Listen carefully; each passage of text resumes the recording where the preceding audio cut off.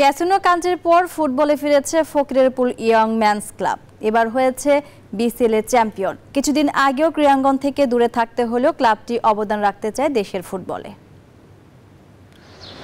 একটি ক্লাব, একটি স্বপ্ন, রয়েছে কালো অধ্যায়, আছে ফিরে আসার গল্প। এটি দেশের ঐতিহ্যবাহী দল ফকিরেরপুল ইয়ং মেন্স। 1960 সালে জন্ম নেওয়ার পর ক্লাবটি পেশাদার যুগে প্রবেশ করে 2015 সালে, অর্থাৎ জন্মের 55 বছর পর ক্লাবটি খেলার সুযোগ পায় বাংলাদেশ চ্যাম্পিয়নশিপ লিগ। ক্লাবটির ঝুলিতে রয়েছে ঢাকা প্রথম বিভাগ league, Dhaka senior division league এবং বিসিএল এর শিরোপা। সাল 2019 অবৈধভাবে ক্যাসিনো চালানোর অভিযোগে ক্লাবটির সাবেক কর্মকর্তারা গ্রেফতার হন। ফুটবল হয়ে যায় বন্ধ।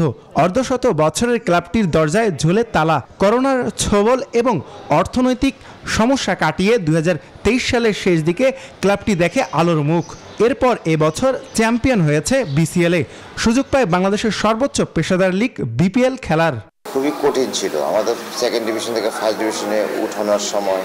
চেষ্টার পর, অনেক কষ্ট করার পর আমরা যখন 1988 সালে আমরা প্রথম ফার্স্ট ডিভিশনে উত্তীর্ণ হই, এরপর থেকে খুবই কঠিন একটা জার্নির মধ্যে এই পর্যন্ত আসছি আমরা।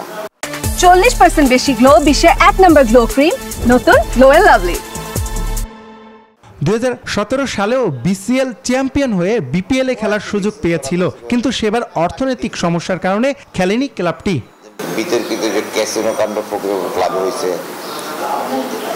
তখন ক্যাসিনোর যে আসলে ক্লাব তো এটার সাথে জড়িত ছিল, ক্লাব ভাড়া দিছিল, স্পেস ভাড়া দিছিল, এবং যেই ভাড়া দিছিল, যেই টাকা আমরা ক্লাব ভাড়া পাইছে, ওই টাকায় বিপিএল খেলা কঠিন ছিল না। কেন খেলে নাই আসলে এটা আমার বোধগম্য ছিল না, তখন আমি ক্লাবের দায়িত্বে ছিলাম না। ক্যাসিনো কাণ্ড আর অতীত কলঙ্কজনক ঘটনা ভুলে সামনে এগিয়ে যেতে চায় ক্লাবটি। আমরা এখনো আমাদের ইমেজ সংকট, এখনো আমরা কোথাও স্পন্সর আনতে গেলে সেই পুরানো কাসুন্দি চলে আসে সামনে, ক্যাসিনো কাণ্ড।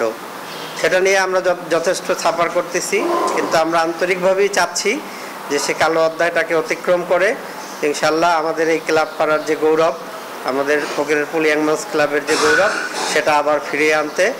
একসময় খেলোয়াড় তৈরির কারখানা হিসেবে পরিচিত মতিঝিল পাড়ার ক্লাবটি ঘুরে দাঁড়িয়ে আবারও ফুটবলে অবদান রাখতে চায়।